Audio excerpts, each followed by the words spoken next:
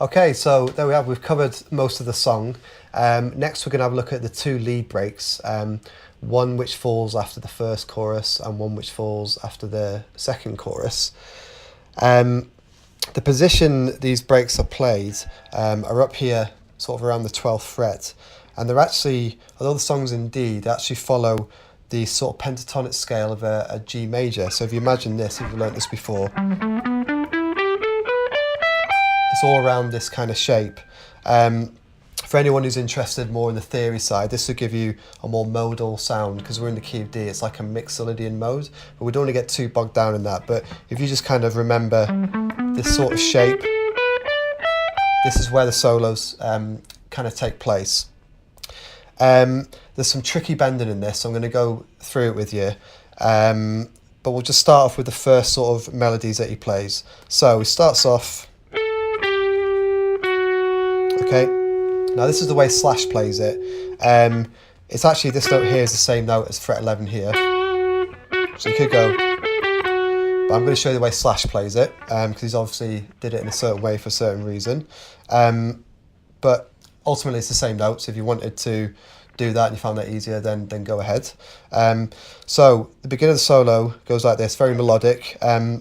Starts off fret 14 of the G string, down to 12, and then 16 on the D string with your ring finger. He does it twice. He does the same riff again, but instead of playing 16, we go down to this note here, which is 14 of the D string. Okay, so I'm just going to go through that slowly with you. Here we go.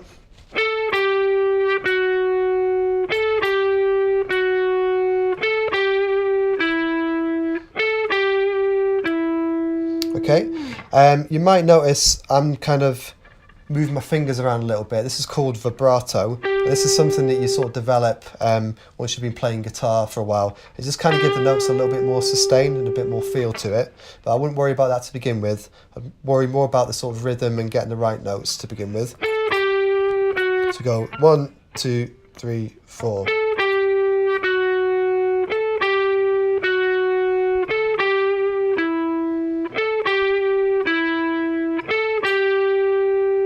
Okay, so that's the notes that you're playing. As far as rhythm goes, it's kind of pushed in, so it's 1, 2, 3, 4, and 1, like that. 1, 2, 3, 4, and 1, 2. And you push on that note as well. That's on the and. So 1, 2, 3, 4, and 1, 2, and 3, 4, and 1, 2, and 3, 4. And that goes through onto this note as well. And again. Okay, so let's just play that a little bit slower.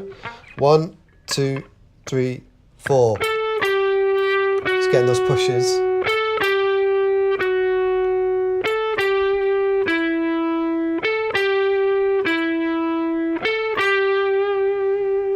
Okay, now we come to quite a difficult part. This involves 3 different bends, and the way Slash plays it is the only way to play it correctly. You can try it another way, which will make it easier, but it doesn't sound quite right, and I'll show you what I mean. So at this point he goes, so that basically, starting on fret 14, you're doing a full bend, then down, and down to fret 12 there. So you're trying to sound this note here.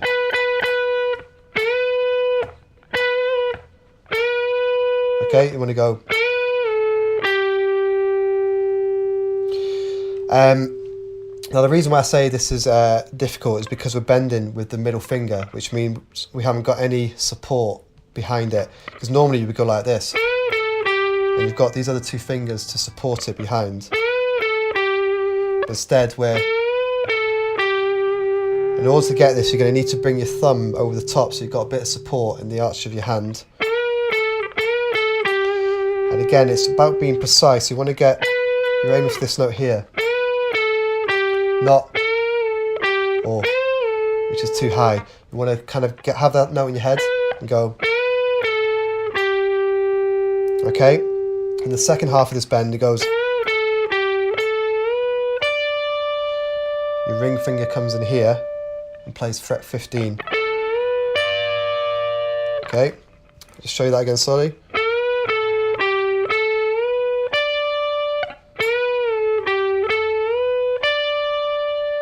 One more time for a different angle.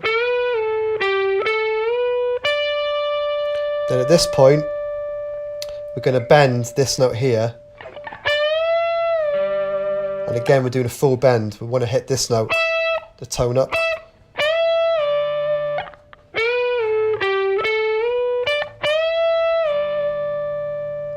Okay, now the reason why we bend with this finger is because of this bend here.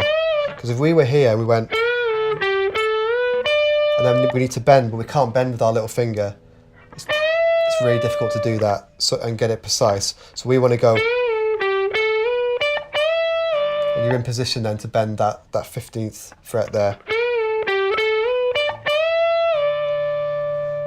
Then at this point, we're going to do a downwards bend.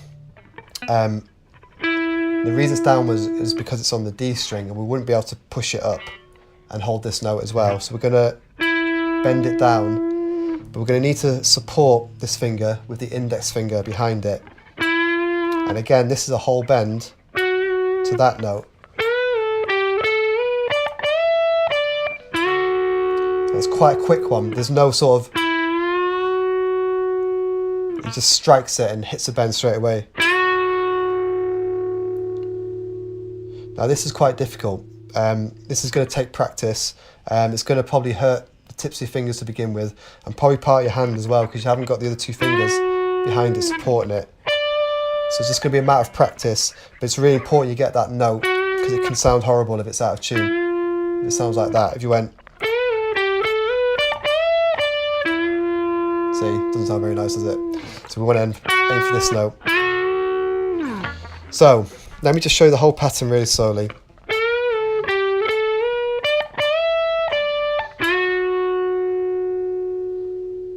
Okay, so that's the notes and the bends and the techniques.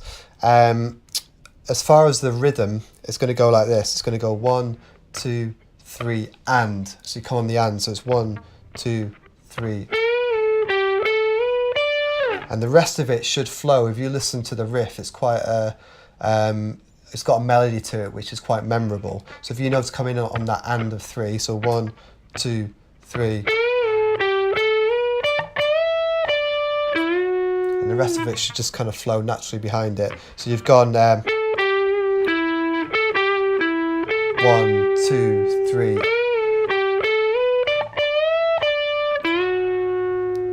Okay, so what I'm going to do now, I'm just going to show you this slow, but with the full distortion, because you'll find the sustain and the notes and the bending sounds a lot nicer when it's got the full distortion like the original record. So here we go, just at a slow tempo.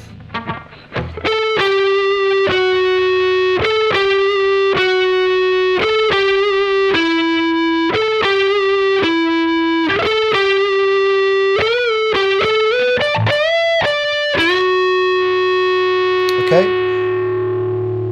and it's actually at this point as well, when you're going to go to the verses, which is sometimes I mentioned before, this is the one where he comes in on beat 1, because that bends quite early, so he just holds that for a while, releases it slowly, hits the clean channel, and then comes in with that D chord, just so you've got a link there between the two. So you've gone 2,